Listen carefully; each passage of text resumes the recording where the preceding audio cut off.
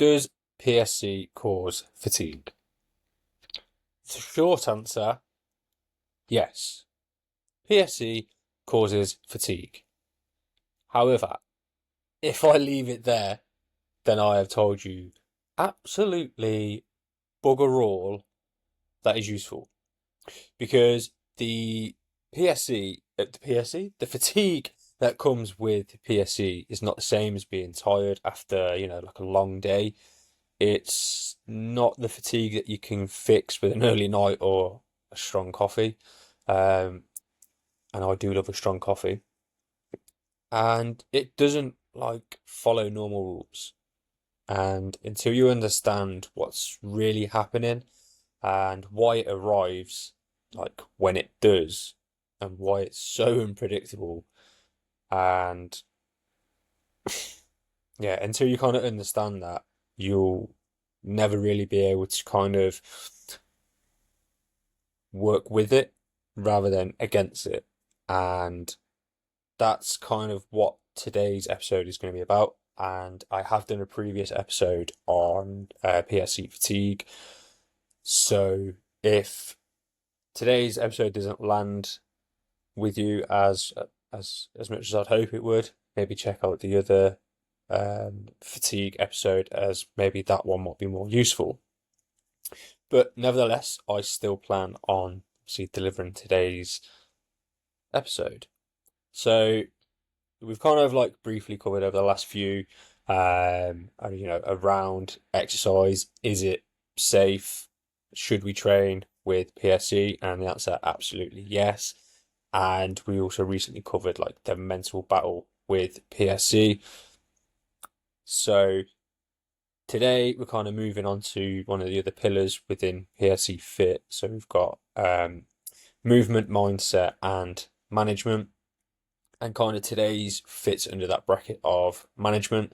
And specifically, like I said, probably the most common symptom with all PSC warriors is just to deal with the relentless fatigue. So, I don't know, I didn't even introduce myself. So if you are new to the pod, welcome. I'm Thomas Fowler. I am the host and I guess the brains behind PSCFIT and the PSCFIT podcast. So yeah, welcome. So let's crack on with it. So again, the main question here, does PSC cause fatigue? Yes, it does. And it goes through various mechanisms. And it's understanding those mechanisms today that's going to help you change your response to it and how you can respond to it. So the first kind of mechanism is the liver function and energy production. Your liver is involved with more processes than a lot of people actually realize. It stores glycogen, which is your body's reserve fuel. It processes fats into usable energy. It clears metabolic waste, the byproducts of every process your body runs, and it plays a role in synthesizing proteins your body uses for repair, obviously repairing of your muscle, and your overall immune function. So when PSC causes progressive inflammation and scarring in the bile ducts, the liver function itself is going to be affected, and it isn't always catastrophic, and it isn't really in the early stages, but in ways that matter sort of how your body produces and manages your energy. And the result of that, your energy system becomes obviously less efficient, less predictable, and less reliable than it would be if you had a healthy liver. Then we kind of move into mechanism 2, which is your bile flow and your nutrient absorption. So bile is produced by the liver and delivered through the bile ducts into the small intestine, where it helps break down fats and absorb fat-soluble vitamins, vitamins A, D, E, and K specifically. PSC disrupts the bile flow, which means fat digestion is compromised and fat-soluble vitamin absorption is compromised.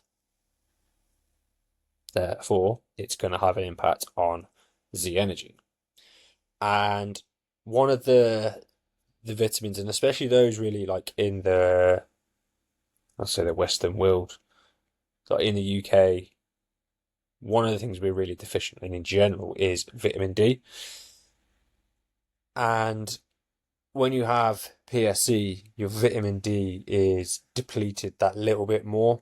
And vitamin D in particular plays a really like meaningful role in energy regulation and your immune function and your overall mood. So when you are deficient in it, it significantly contributes to that fatigue.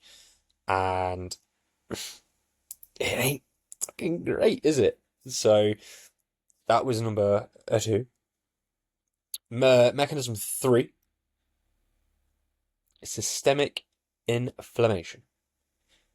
PSC, as most of us know now who live with it, is an inflammatory condition. And it is a bugger.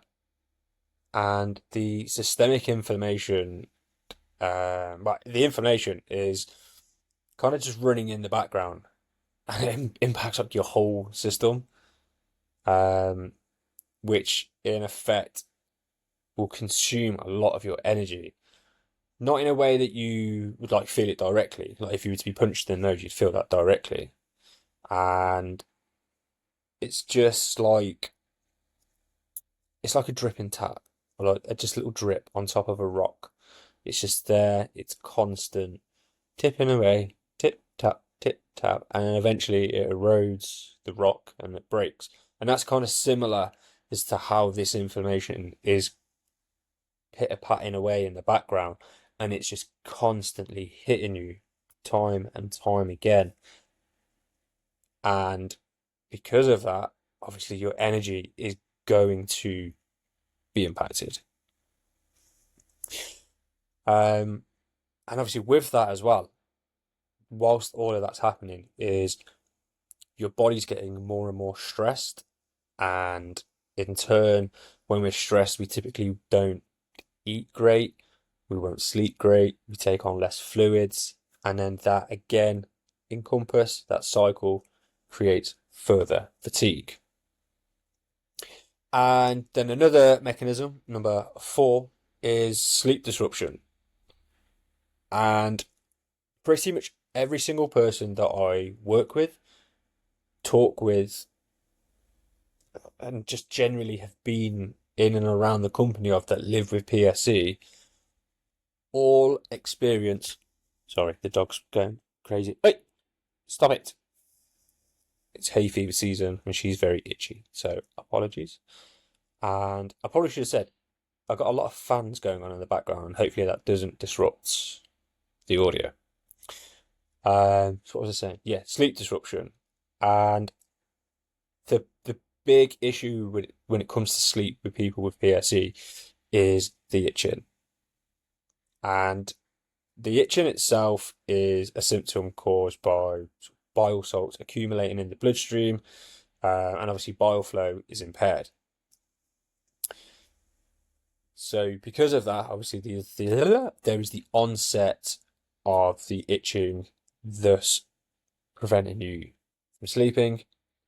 Lack of sleep increases fatigue, increases impaired cognitive function.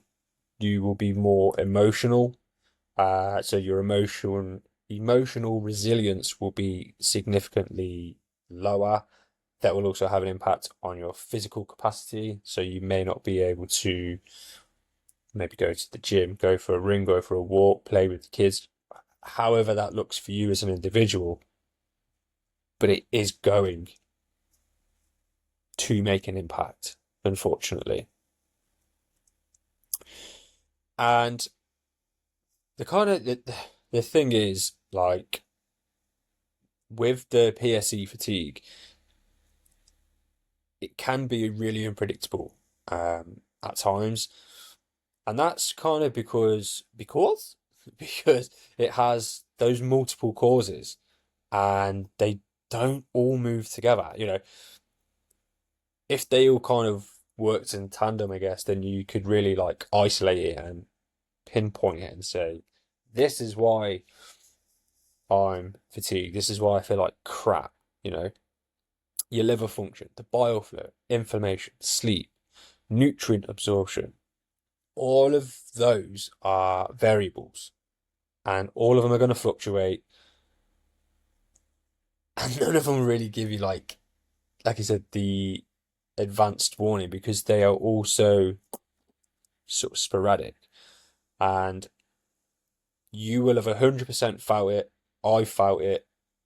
Everyone with PSC has felt it at some point.